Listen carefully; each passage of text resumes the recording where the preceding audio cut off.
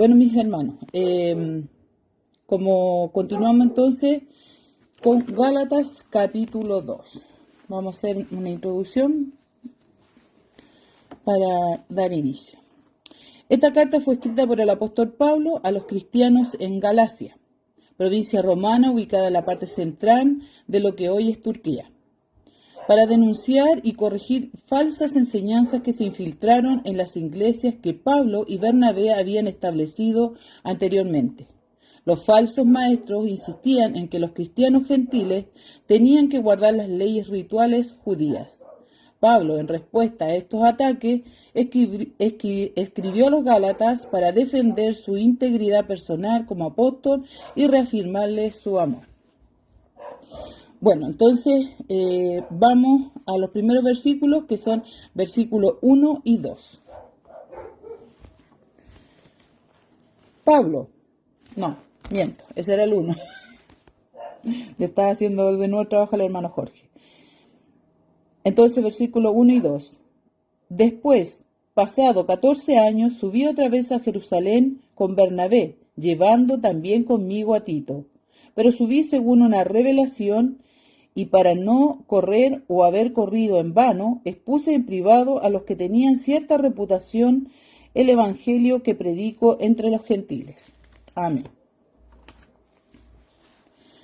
En Gálatas 1, 18-19, que lo leemos, que ya nos leyó la semana pasada nuestro hermano, dice: Después, pasado 3 años, subí a Jerusalén para ver a Pedro y permanecí con él 15 días. Pero no vi a ninguno otro de los apóstoles, sino a Jacobo, el hermano del Señor. ¿Ya? Esta era la primera visita de ¿cómo se llama? De Pablo a Jerusalén, después de pasado 3 años de su conversión. Su conversión después de que Jesús lo encontró camino a Damasco. Eso aparece en Hechos, Hechos capítulo 9, 19, 20 y del 26 al 30. A ver cómo estamos con el tiempo ya. Voy a tratar de leer todo para que así vamos. Hechos 9, si alguien lo tiene, Hechos 9, 19, 20 primero. Y después Hechos 9, 26, 36. Hechos 9. Ya, mi hermano. 9, 19, 20. 9, 19 y 20. Y habiendo tomado alimento, recobró fuerza y estuvo Saulo por algunos días con los discípulos que estaban en Damasco. Enseguida predicaba a Cristo en la sinagoga diciendo que este era el Hijo de Dios. Amén. Esto fue después de la conversión. Eso fue lo primero que pasó, que Pablo ya, después que recobró la vista, él empezó al tiro, inmediatamente a predicar. Y el 26, del 26 al 30, mi hermanito, del mismo capítulo. 9:26 entonces. 9:26 al 30, sí. Cuando llegó a Jerusalén, trataba de juntarse con los discípulos, pero todos le tenían miedo, no creyendo que fuese discípulo. Entonces Bernabé, tomándole, lo trajo a los apóstoles y les contó cómo Saulo había visto en el camino al Señor, con el cual había hablado, y cómo en Damasco había hablado valerosamente en el nombre de Jesús. Y estaba con ellos en Jerusalén, y entraba y salía, y hablaba denodadamente en el nombre del Señor, y disputaba con los griegos, pero estos procuraban matarle. Versículo 30, cuando supieron esto, los hermanos le llevaron hasta Cesarea y le enviaron a Tarso. Amén. Aquí vemos cómo los hermanos Pablo siguió, pero le tuvieron miedo, pues claramente porque él era el que perseguía a la iglesia. Entonces, como le tuvieron miedo, ¿qué es lo que hicieron? Los otros discípulos lo enviaron a Tarso. Mejor le dijeron que se fuera un tiempo allá, que a lo mejor no era prudente que fuera tal luego que él predicara. Entonces ahí lo enviaron a Tarso. Y después vemos en el capítulo 11, mi pastor Esther, capítulo 11, 25 al 30. Después fue Bernabé a Tarso para buscar a Saulo, y hallándole le trajo a Antioquía. Y se congregaron allí todo un año con la iglesia, y enseñaron a mucha gente, y a los discípulos se les llamó cristiano por primera vez en Antioquía. En aquellos días unos profetas descendieron de Jerusalén a Antioquía, y levantándose uno de ellos, llamado Agabo, daba a entender por el Espíritu que vendría una gran hambre en toda la tierra habitada, el cual sucedió en tiempo de Claudio.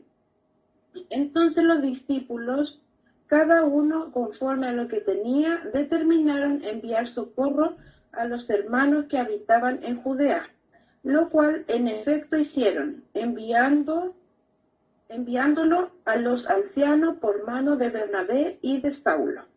Amén. Aquí vemos cómo después de que habían enviado a Tarso, a Pablo a Tarso, después Bernabé lo fue a buscar. Y aquí se consideran más o menos los 3 años que pasaron desde que él tuvo como un reposo y ahí lo fueron. Y esto fue como la primera vez que estuvo Pablo ya predicando en Antioquía con Bernabé. Y aquí, como vino ese mago, entonces a él le encomendaron eso, de buscar la ofrenda para los necesitados en Jerusalén.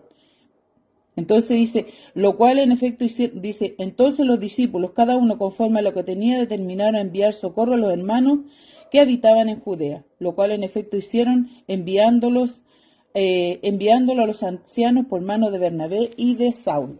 Entonces aquí ya está como el primer viaje de Pablo, ¿ya? Este es el primer viaje de Pablo.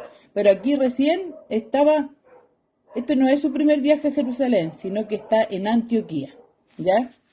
Él está aquí en Antioquía. Para leer Gálatas y entender más o menos, hay que leer todo hecho. Así que tiene que tenerlo muy presente, de que hay que leer todo hecho. ¿Ya?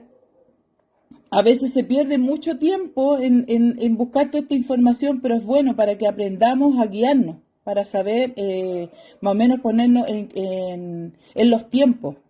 Reconocer los tiempos también en que pasa cada viaje de Pablo, cada situación. Ya, entonces estábamos en eso. Dice, aquí describe, pero después describe un segundo viaje a Jerusalén, 14 años después. Y ahora vemos, hermano Jorge, Hechos 13, del 1 al 5, y mi pastor Esther, del 15, también en Hechos, 1-4. Hechos 13, del 1 al 5. Sí. Había entonces en la iglesia que estaba en Antioquía profetas y maestros, Bernabé, Simón, el que se llamaba Níger, Lucio de Cirene, Manaén, el que se había criado junto con Herodes, el tetrarca, y Saulo. Ministrando estos al Señor y ayunando, dijo el Espíritu Santo, apartadme a Bernabé y a Saulo para la obra a que los he llamado. Entonces habiendo ayunado y orado, les impusieron las manos y los despidieron. Ellos entonces, enviados por el Espíritu Santo, descendieron de Seleucia y de allí navegaron a Chipre. Y llegados a Salamina, anunciaban la palabra de Dios en las sinagogas de los judíos. Tenían también a Juan de ayudar. Amén. Aquí claramente es a través del Espíritu de Dios. El anterior, en el 11, decía que había sido enviado por los hermanos, ¿ya? Pero aquí el Espíritu de Dios que lo llama, que dice al que le apartasen a Bernabé y a Saulo para la obra que los había llamado. ¿Y cuál era la obra de Dios? Predicar la palabra, el Evangelio de Jesucristo, ¿ya? Aquí ya empieza como, este es el primer viaje de Pablo. Aquí Pablo recién empieza ya con su palabra ya más firme. El otro fue como como se dice, un tentempié. ¿Ya? Mi pastor Esther, 15, del 1 al 4. Amén. Entonces algunos que venían de Judea enseñaban a los hermanos, si no os circuncidáis conforme al rito de Moisés, no podéis ser salvos. Como Pablo y Bernabé tuviesen una discusión y contienda no pequeña con ellos, se dispuso que subiesen Pablo y Bernabé a Jerusalén y algunos otros de ellos a los apóstoles y a los ancianos para tratar esta cuestión. Ellos pues, habiendo sido encaminados por la iglesia, pasaron por Fenicia y Samaria, contando la conversión de los gentiles, y causaban gran gozo a todos los hermanos. Y llegados a Jerusalén fueron recibidos por la iglesia y los apóstoles y los ancianos, y refirieron todas las cosas que Dios había hecho con ellos. Amén. ¿Hasta ahí? Sí, amén. Aquí vemos a qué le están refiriendo, todo lo que empezó desde el capítulo 13 en adelante, cuando empieza Pablo a predicar el Evangelio, porque ahí los llamaron para que se presentara. Es como dice el concilio en Jerusalén.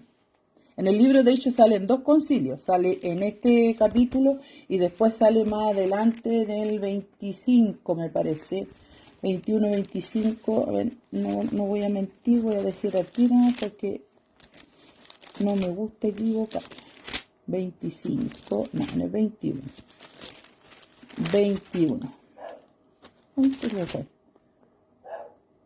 Pueblo de Jerusalén, Pablo. En el 22, 23 dice, Pablo ante el concilio, nuevamente ahí en Jerusalén, ahí nuevamente llamado Pablo. ¿Ya? Ese está en el Hechos, capítulo 22, 25. Ya, bueno, he entrado en este tema más o menos como para ver más o menos en los tiempos en los que Pablo se relaciona a lo que se refiere en esta carta en Gálatas. Después dice un segundo viaje que ya viene en Hechos 16, ¿ya? Eso lo vamos a dejar ahí nomás. Recordemos el punto de Pablo en Gálatas 1. ¿Cuál era el punto principal? Él demostró que su evangelio vino por una revelación de Jesús y no del hombre, ¿ya? Que eso nuestro hermano Jorge nos dejó bien claro, ¿ya? Que era de Jesús y no del hombre. Ni siquiera de los apóstoles en Jerusalén. 2 visitas a Jerusalén durante 14 años demostraron que Pablo no se sentó a los pies de los discípulos de Jesús para aprender el Evangelio. O sea, el Evangelio él no lo necesitaba aprender porque a él le fue revelado, ¿ya? Fue revelado por el Espíritu Santo, el Espíritu de Dios. Viajando Pablo a Jerusalén estaban Bernabé, quien era un respetado entre los líderes de Jerusalén. Eso me aparece en Hechos 4, 36, 37 se habla de Bernabé y en el capítulo 11, 22. Y Tito, que era un gentil convertido. Pablo en sus cartas se refiere a Tito como su hermano, compañero y colaborador. Pablo escribió la epístola de Tito, a quien Pablo se refiere como verdadero hijo en la común fe. Qué maravilloso ese ahí entre comillas, verdadero hijo en la común fe. Qué lindo ese como título. Todos quisiéramos tener ese título de Tito. Dice, pero subí según revelación. En Lucas dice, se dispuso, se determinó. ¿Ya? ¿Cómo se llama? En Lucas aparece así. Dice que subiesen, o sea, porque Lucas es el que escribe Hechos, ¿ya? Por eso se dice así. Que subiesen Pablo y Bernabé a Jerusalén. Hechos 15, 2. Y ya lo leímos en delante. Y Pablo explica que esa determinación fue del Espíritu Santo en el 13.1, que lo leyó nuestro hermano Jorge. Ahí claramente fue el Espíritu de Dios, por eso dice es por revelación, no por hombre. No es que lo hayan mandado como salía en el 15, que ahí lo mandan, lo llaman los de Jerusalén, lo llaman a él. Pero en el 13 dice claramente que fue enviado, fue apartado junto a Bernabé por el Espíritu de Dios para la obra que los había llamado. Esto indica lo serio de la cuestión, ¿ya? Y para no correr o haber corrido en vano, expuse en privado a los que tenían cierta reputación el evangelio que predico entre los gentiles. Era muy necesaria la unidad entre todos los apóstoles. Pablo reconocía lo explosivo del asunto, porque bien sabía que los judíos no estaban dispuestos a aceptar a los hermanos gentiles como iguales a ellos. O sea, de ninguna manera ellos se consideraban superiores y todos tenían que someterse a lo que ellos decían, ¿ya? Dice, a causa de esto, conversó en privado con los hermanos de cierta reputación. O sea, los de cierta reputación Eran los líderes reconocidos de la iglesia de Jerusalén. Entre esos líderes estaba Jacobo, Cefas y Juan, que aparece también más adelante en Gálatas 2:9 que lo vamos a ver, ¿ya? Esos eran como los líderes más reconocidos. Qué prudente Pablo también, no llegó ahí y hizo escándalo, sino que él fue a ellos para hablar el tema en privado con ellos, para no, yo creo, no ser tanta polémica y no ir a lo mejor a los judaizantes y volver a lo mejor esto como un caos. Por eso él iba con prudencia. Importante la prudencia en los hijos de Dios. Ahora vemos versículos 3 y 5 de Gálatas. Nos volvemos a Gálatas. Ya. Entonces dice el 3. Dice: mas ni aun Tito, que estaba conmigo, con todo y ser griego, fue obligado a circuncidarse. Y esto a pesar de los falsos hermanos introducidos a escondidas que entraban para espiar nuestra libertad que tenemos en Cristo Jesús, para reducirnos a esclavitud, a los cuales ni por un momento accedimos a someternos para que la verdad del Evangelio permaneciese con nosotros. Mire qué maravilloso, dice que entraban para espiar nuestra libertad, porque eso es lo que nosotros somos libres. Y esa libertad, ¿quién nos la dio? Así como se la dio a Pablo, nuestro Señor Jesucristo, dice, para reducirnos a esclavitud. ¿A qué esclavitud? Se refiere a la esclavitud de la ley. A esa esclavitud se refiere. Pablo llevó a Tito, un cristiano griego, a Jerusalén. Los judaizantes, falsos hermanos, dijeron que debía circuncidarse. Pablo rechazó de plano sus demandas. Los apóstoles estuvieron de acuerdo en que la circuncisión era un rito innecesario para aplicarse a los gentiles convertidos. Todo eso se puede ver en el capítulo 15 del libro de Hechos. Ahí claramente ya después ellos le dan la razón a Pablo y le dicen que no era necesario, ¿ya? Varios años después, Pablo personalmente circuncidó a Timoteo, que nuestro hermano Jorge también nos había dicho en el capítulo 1 de Gálatas. Otro cristiano griego, eso sale en Hechos 16:3, dice: a diferencia de Tito, sin embargo, Timoteo era medio judío. Pablo no negó a los judíos el derecho de circuncidarse, simplemente le estaba diciendo que los gentiles no deberían ser obligados a ser judíos antes de llegar a ser cristianos. Ahora vemos, dice, estos falsos hermanos se parecían al partido de los fariseos. Veamos Hechos 15:5. Mi pastor parece que lo tenía cerquita. Hechos 15:5. Sí, aquí está. Pero algunos de la secta de los fariseos que habían creído se levantaron diciendo: es necesario circuncidarlos y mandarles que guarden la ley de Moisés. Amén. ¿Ven? De la secta de los fariseos. ¿Por qué? Porque algunos habían creído. Supuestamente habían creído. Por eso también no se sabe si él dice, se refiere falso hermano, porque supuestamente habían creído. Pero si habían creído, ya ellos no deberían seguir siendo esclavos de la ley. Pero, ¿qué es lo que ellos hacían? Ellos querían que se siguieran aferrados a la ley, a cumplir esas, ¿cómo se llama?, reglas que tenían. Entonces, estos fueron los estrictos líderes religiosos del judaísmo, algunos de los cuales se habían convertido. No sabemos si eran representativos de los convertidos bien intencionados o si trataban de pervertir el cristianismo. Yo digo, a lo mejor como estaba todo recién, a lo mejor no habían entendido bien todavía, no habían comprendido. No habían entendido lo que era la libertad que Cristo era en nosotros, o sea que es ahora en nosotros y que Pablo entendió también en ese tiempo, ¿ya? Normalmente, dice, pensamos tomar una posición contra aquellos que podrían guiarnos a una conducta inmoral.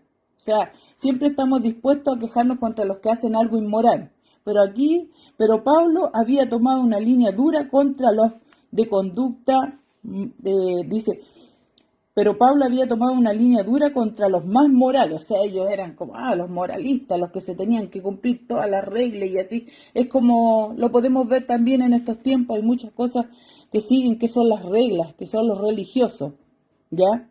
No debemos ceder ante aquellos que hacen guardar las normas hechas por el hombre como una condición para la salvación. O sea, aquí Pablo lo que menos quiere decir que usted no debe hacer esto para ser salvo. No. Sabemos que para ser salvo ¿qué debemos hacer? Es creer. Creer en nuestro Señor Jesucristo. Creer en Él. En que Él vino para la salvación de nosotros. En que Él murió en la cruz, entregó su vida y que resucitó. Y que ahora está sentado a la diestra de Dios Padre. Y que Él algún día, y que Él volverá.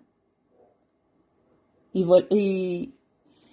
todo eso para nosotros, cuando nosotros creemos eso, es suficiente.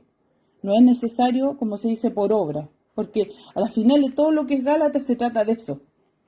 Es de que no es por obra. No es por la ley.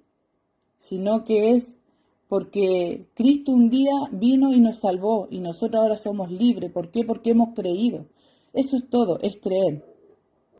Dice, de cualquier modo el apóstol se negó a ceder a los reclamos de los falsos hermanos, ni por un momento, dice, para que la verdad del evangelio permaneciese a vuestro favor, sea a favor de los gentiles. En resumen, los líderes no obligaron a Tito a circuncidarse, como les decía, que aparece en Hechos capítulo 15. Veamos ahora el versículo 6 de Gálatas. Dice, pero de los que tenían reputación de ser algo, no los que hayan sido en otro tiempo, nada me importa. Dios no hace excepción de personas. A mí, pues, los de la reputación, nada nuevo me comunicaron. Yo como lo encontré medio así, medio enredado, así que me fui a la PDT. PDT, no la TL, no, porque la tenía cerca y me gusta también esta versión.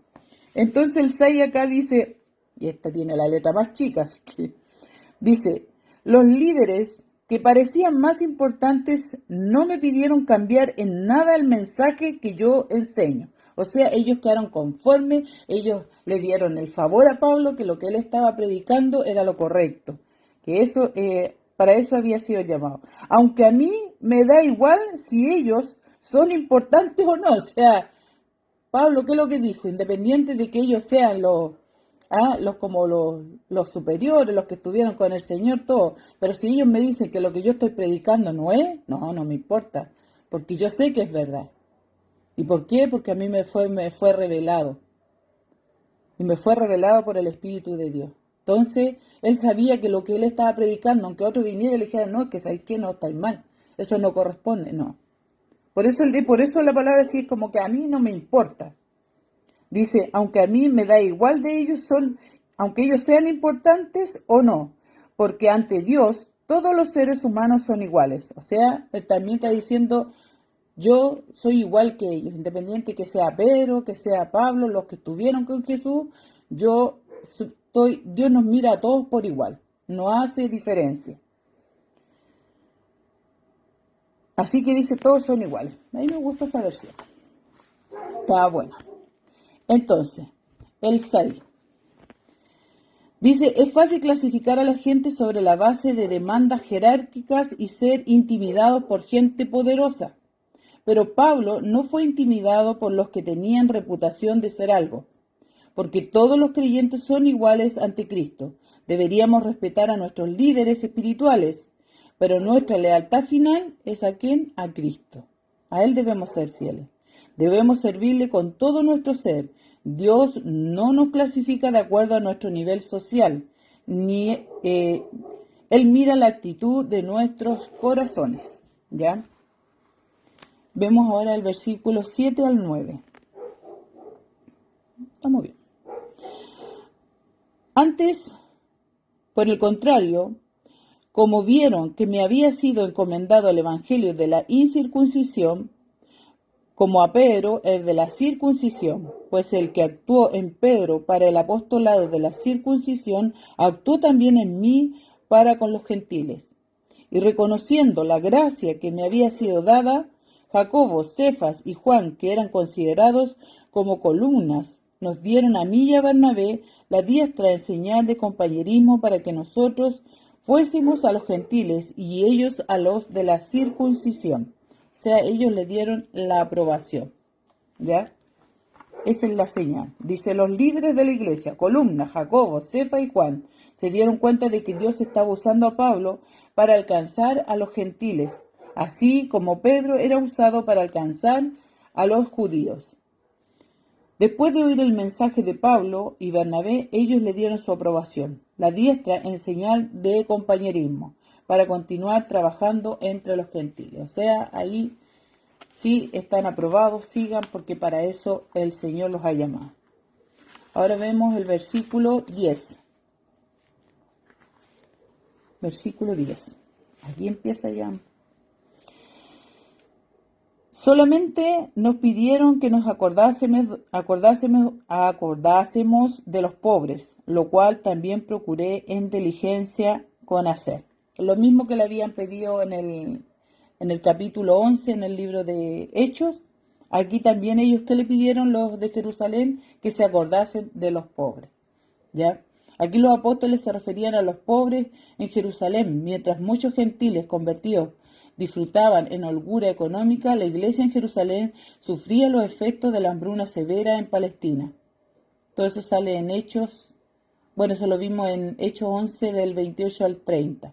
Por eso es que este viaje Pablo recaudó fondos para los cristianos judíos. Eso también se puede ver en Hechos 24-17, en Romanos 15, del 25 al 29, en Corintios también, en 1 Corintios y 2 Corintios, donde hablaba de las ofrendas que Pablo había reunido para la iglesia de Jerusalén. Y se hablaba de que los de Macedonia habían dado, él estuvo reuniendo. Todos esos viajes él reunía para la iglesia de Jerusalén porque había sido la más dañada. Porque si lo vemos así, fue la que más sufrió, porque ahí estaba como todo concentrado, donde estaban sufriendo más los cristianos, estaban arrancando, habían dejado sus casas, todo como lo habían vendido, como habían empezado al principio. Entonces ya estaban pasando muchas necesidades. Entonces, como buen hijo de Dios, había que velar, y así hoy nosotros también deberíamos velar por aquellos que están en necesidad. ¿Ya? Ahora vemos del versículo 11 al 14. Aquí se ponen, ahí sí, ahora sí que se pone pesado. Vamos, del 11 al 14. Pero cuando Pedro vino a Antioquía, le resistí cara a cara, porque era de condenar. Pues antes que viniesen algunos de parte de Jacobo, comía con los gentiles, pero después que vinieron, se retraía y se apartaba, porque tenía miedo de los de la circuncisión.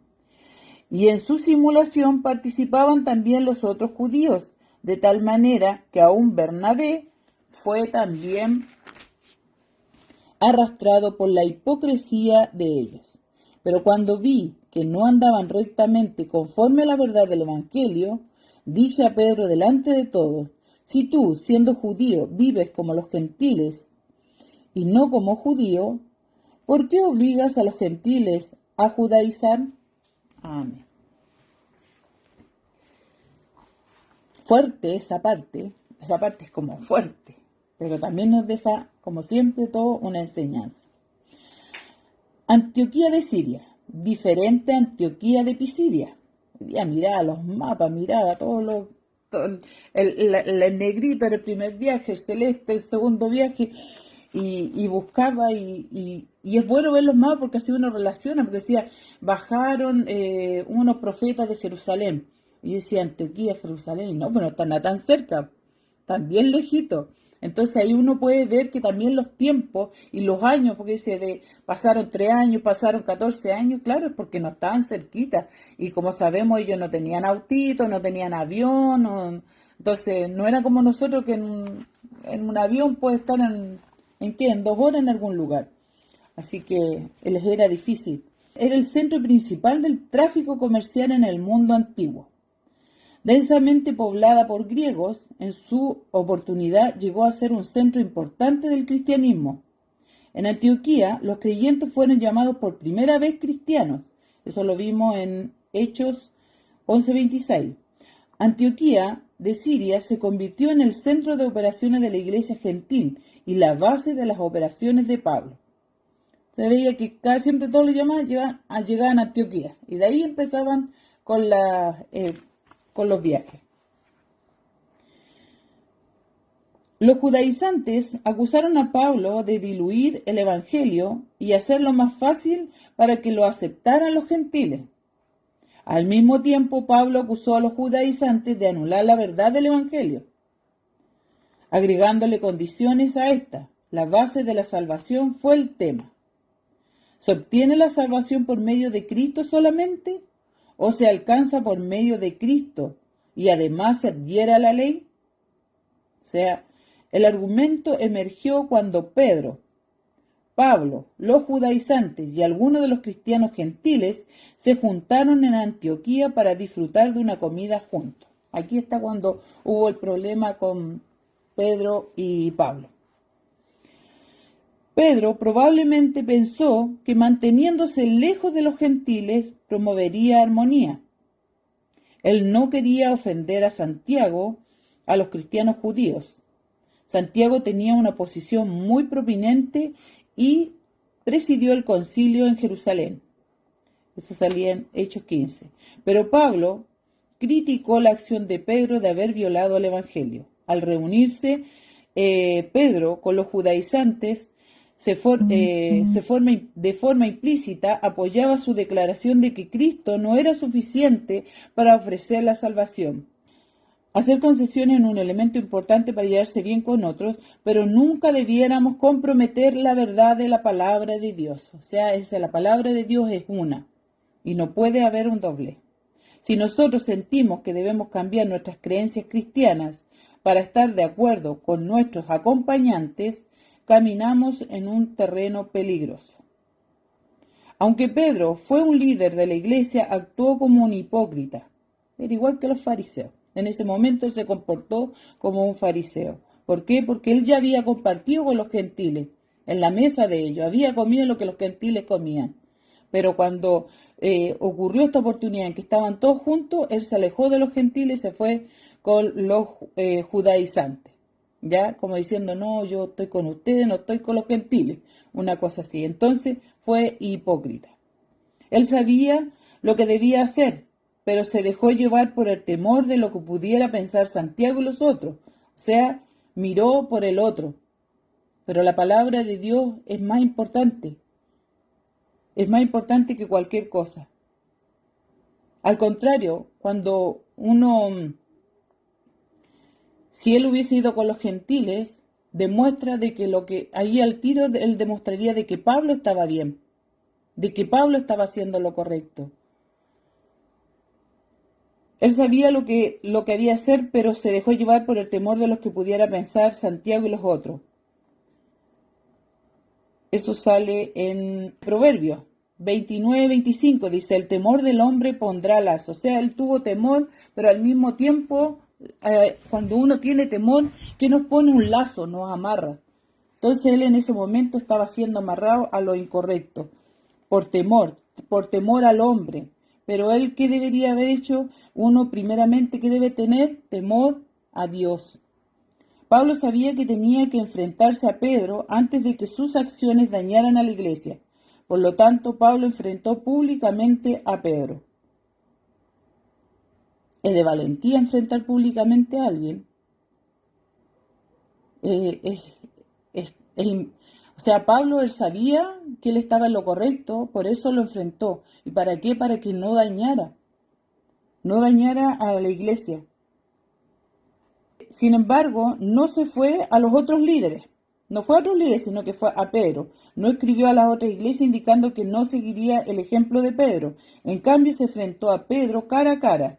Algunas veces, cristianos, aún líderes honestos, cometen errores, siendo necesaria la participación de otros cristianos sinceros para hacerles recapacitar si está convencido de que alguien está haciéndose daño a sí mismo o a la iglesia.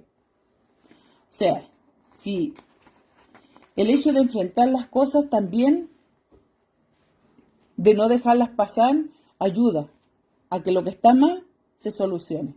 Y eso fue lo que hizo Pablo. enfrentó en el momento, en el acto, al tiro, como diciendo, no, Pedro, tú estás mal. ¿Por qué hace esto? Está siendo un hipócrita en este momento.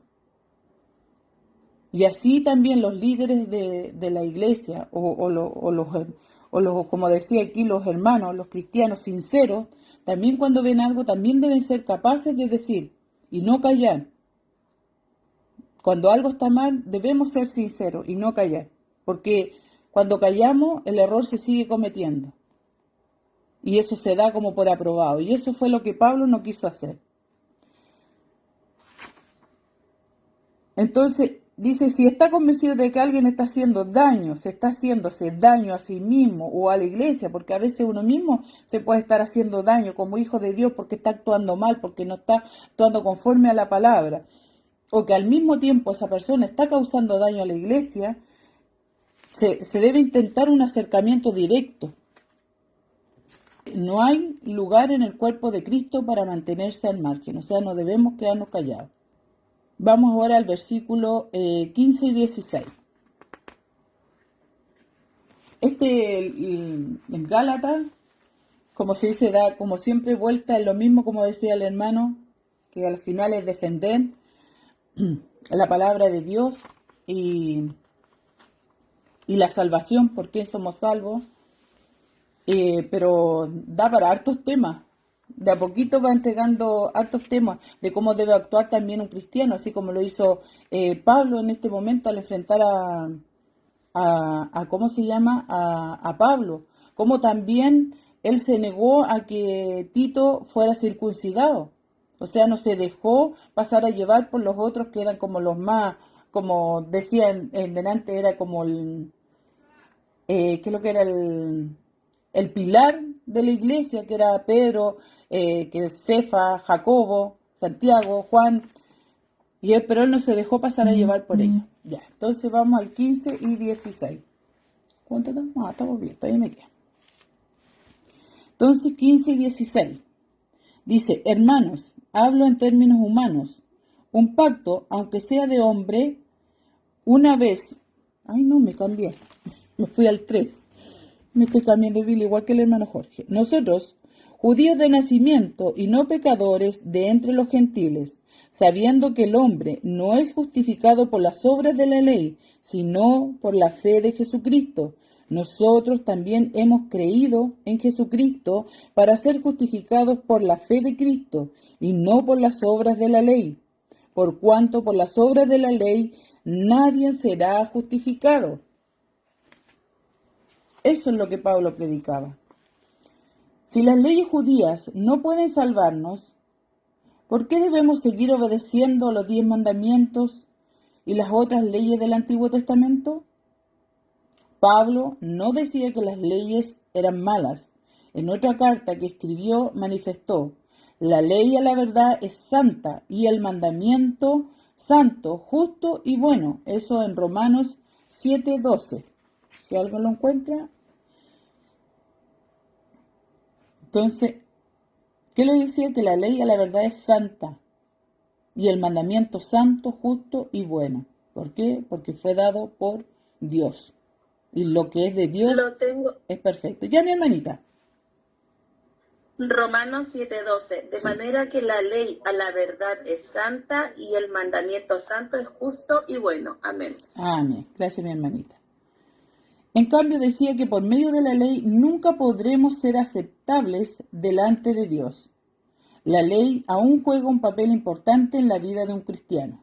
La ley, 1, nos protege del pecado dándonos normas para nuestra conducta. O sea, nos enseña. La ley nos enseñó lo que es el pecado, nos mostró. ¿Ya? 2, nos convence de pecado dándonos la oportunidad de pedir perdón a Dios. 3. Nos lleva a confiar en la suficiencia de Cristo porque nosotros nunca podremos cumplir los 10 mandamientos a la perfección.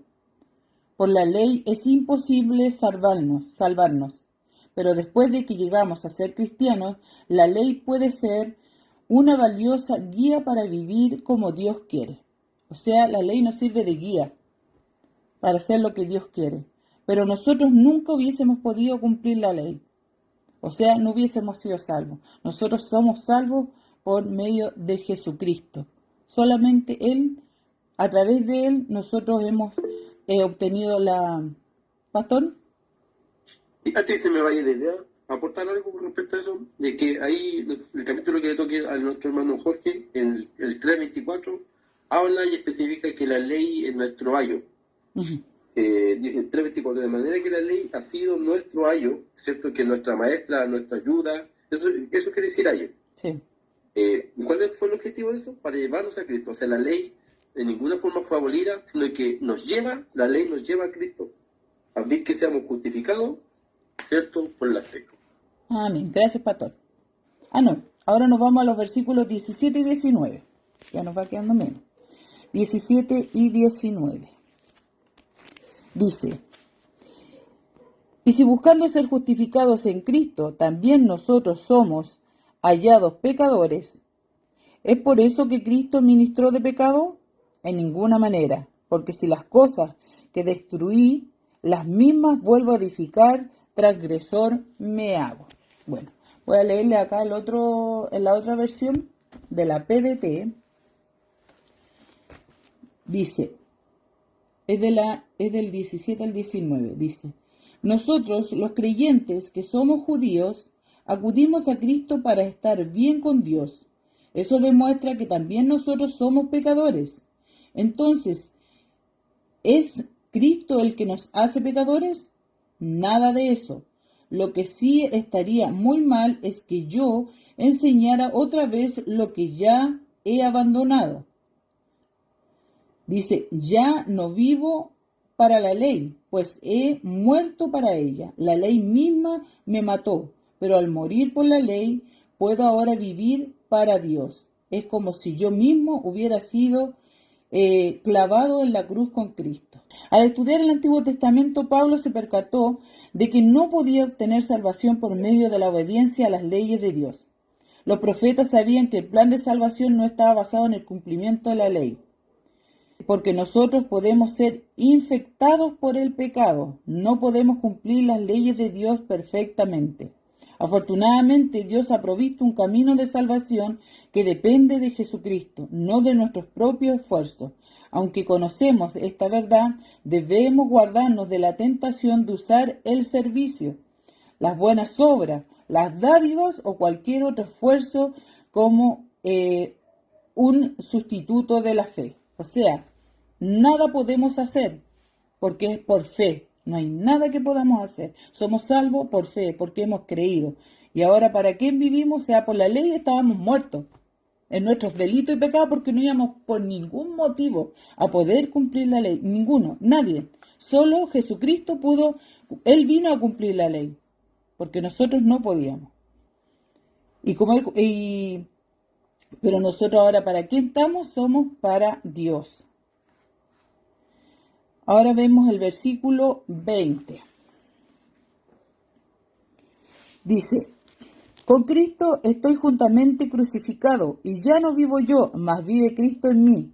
Y lo que ahora vivo en la carne, lo vivo en la fe del Hijo de Dios, el cual me amó y se entregó a sí mismo por mí. Qué maravilloso versículo. Este deberíamos saberlo de memoria, porque aquí nos dice todo. Con Cristo estoy juntamente crucificado, ya no vivo yo, mas vive Cristo en mí, y lo que ahora vivo en la carne, lo vivo en la fe del Hijo de Dios, el cual me amó y se entregó a sí mismo por mí.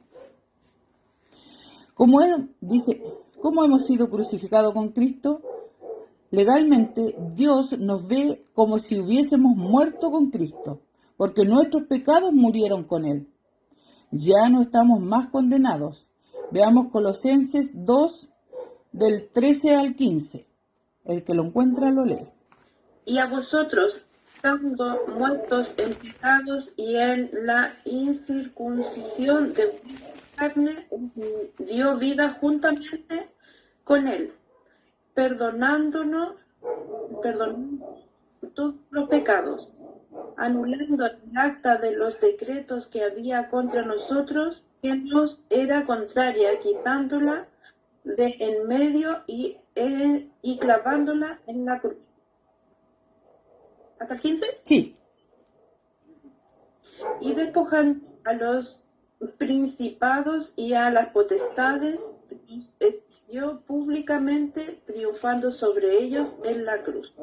Amén. Entonces ya no estamos más condenados. ¿Por qué? Porque Él sacó todo eso. En cuanto a la relación, hemos llegado a ser uno con Cristo y sus experiencias son nuestras. Nuestra vida cristiana empieza cuando en unidad con Él morimos a la vida vieja. Ahora vemos Romanos 6, capítulo 6, 5 al 11. Amén. Dice, porque si fuisteis plantados juntamente en Él, a la semejanza de su muerte, así también lo seremos a la de su resurrección. Sabiendo esto, que nuestro viejo hombre juntamente fue crucificado con Él, para que el cuerpo del pecado sea deshecho, a fin de que no sirvamos más al pecado, porque el que es muerto justificado es del pecado. Y si morimos con Cristo, creemos que también viviremos con Él, sabiendo que Cristo, habiendo resucitado de entre los muertos, ya no muere. La muerte no se enseñoreará más de Él. ¿Hasta cuál? Hasta el 11. Porque el haber muerto al pecado murió una vez, mas Él vivió, a Dios vive. Así también vosotros pensad que de cierto estáis muertos al pecado, mas vivo a Dios en Cristo Jesús nuestro Señor. Amén. Amén. Gracias, mi hermanita. Entonces ahí nos dice claramente que estamos muertos y ahora vivimos en Cristo, nuestro Señor. Entonces, en nuestra vida diaria, en repetidas ocasiones hemos tenido que crucificar nuestros deseos pecaminosos que han tratado de impedir que sigamos a Cristo. Esta también es una forma de morir en Él. Ahí tenemos Lucas 9, del 23 al 25. No sé si el hermano Jorge apareció, si no, lo busco. Pues... ¿Qué estoy, hermana? Ah, está. ¿Y qué está que no lo lee? Lucas 9, 23 al 25. Fíjate, esta iglesia no todos jóvenes. No te afectadito, no me reconoció. Lucas 9, 22 al 25. No, 23 al 25. Ya, dice, y decía a todos, si alguno quiere venir después de mí, niéguese a sí mismo, tome su cruz cada día y sígame. Porque todo lo que quiera salvar su vida, la perderá. Y todo el que pierda su vida por causa de mí, éste la salvará. Pues, ¿qué aprovecha el hombre si gana todo el mundo y se destruye o se pierde a sí mismo? Amén. ¿De qué nos aprovecha? Que tengamos todo, que ganemos todo. Pero si no lo tenemos a Él, no aprovechamos nada. Estamos muertos, perdidos. Seguimos condenados. Gracias, mi hermanito Jorge. Dice, aunque el enfoque del cristianismo no es la muerte, sino la vida, porque hemos sido crucificados con Cristo, también hemos resucitado con Él. Eso también lo vimos en Romanos 6:5. Legalmente hemos sido reconciliados con Dios. Eso aparece en 2 Corintios 5:19. 2 Corintios 5:19. Aquí lo tengo. 5:19. Dice que Dios estaba en Cristo reconciliando consigo al mundo, no tomándoles en cuenta a los hombres sus pecados, y nos encargó a nosotros la palabra de la reconciliación. Miren, nosotros tenemos esa misión, la palabra de la reconciliación. ¿Y qué es lo que hizo? Dice, no tomándoles en cuenta a los hombres sus pecados. O sea, ya Él ya no nos tomó en cuenta sus pecados. ¿Pero qué debemos hacer? Creer. ¿En quién? En nuestro Señor Jesucristo. ¿Y eso por qué? Por fe. Y es por gracia dada de Dios. Eso lo estudiamos en el Teología Básica. ¿Ya? Somos libres para poder crecer a la semejanza de Cristo. Romanos 8:29. Ya nos va quedando poquito para que el pastor no arrugue la frente. Que me estoy pasando. Romanos 8:29. El que lo encuentra lo lee. Ya lo encontré. Romanos 8:29 dice, porque a los que antes conoció, también los predestinó para que fuesen hechos conforme a la imagen de su Hijo, para que Él sea el primogénito entre muchos hermanos. Lo que hablábamos ayer también, que ahora hemos sido adoptados. Ayer hablábamos de que habíamos sido adoptados. ¿Y qué es lo que es nuestro Señor Jesucristo? Es como el hermano mayor. Él es el primogénito de los hermanos. Nosotros somos los hermanos menores. Ahí está lo que es. Ayer hablamos de la adopción, de que hemos sido adoptados.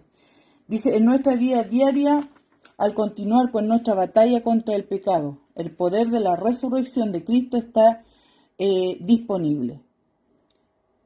No estamos solos, Cristo vive en nosotros. Esta es nuestra razón para vivir y nuestra esperanza para el futuro. Eso es lo que más a nosotros nos alienta, es que no estamos solos, es que Él está con nosotros, es que Él nos alienta y esa es nuestra esperanza y es, como nos dice, el que nos da la paz, de la paz que también hablaba nuestro hermano cuando empezó el Gálatas capítulo 1. ¿Ya? Que es necesario la paz en nosotros y esa paz que la da es nuestra fe en quién, en nuestro Señor Jesucristo. Vamos al último versículo 21. No desecho la gracia de Dios, pues si por la ley fuese la justicia, entonces por demás murió Cristo. No es por obras, sino que por fe. No, por eso nada debemos hacer, sino que solamente creer. Bueno, nosotros ya hemos creído. Somos salvos, hermanos. Esa es la buena noticia, que somos salvos. Que sí somos pecadores y que a veces caímos, pero ahí está la misma ley que nos muestra en que hemos cometido pecado y nos ayuda a cambiar, a seguir adelante, que el Señor ya nos perdonó nuestros pecados. Los creyentes de hoy todavía están en peligro de actuar como si Cristo hubiera muerto en vano.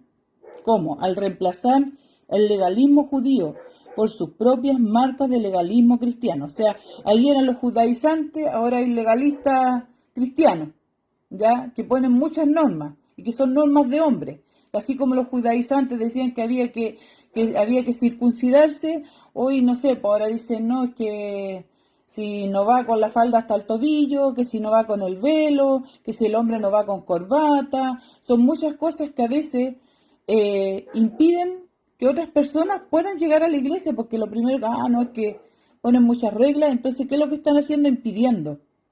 ¿Y por qué son reglas de hombre? Sí, sabemos que la iglesia se debe ir con respeto, con cierto recato, pero no imponiéndole a las personas ese tipo de cosas, ¿ya? Porque lo primero que tienen que hacer ellos es conocer la palabra del Señor. ¿Para qué? Para ser salvos. Después Dios obra en nosotros a través de su Espíritu.